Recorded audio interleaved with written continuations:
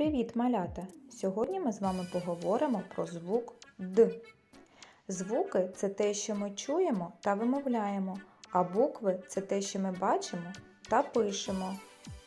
Дубові дрова дід рубає, в дворі під деревом старим, а дітвора допомагає носити дрова з двору в дім.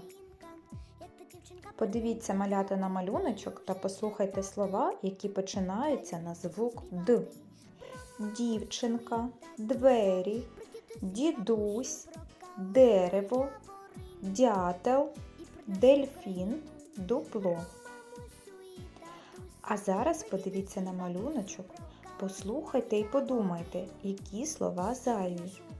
Дерево, дракон, полуниця, Даша. У якому слові не було звуку Д? Правильно, у слові полуниця. Молодці, дітки!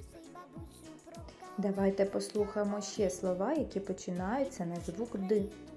Дим, дах, доміно, даремно, діжка, динозавр, диктор. Малята, то який ми сьогодні з вами вивчили звук? Правильно, звук Д. І пам'ятайте, звуки – це те, що ми чуємо та вимовляємо, а букви – це те, що ми бачимо та пишемо. Бувайте, малята! До побачення!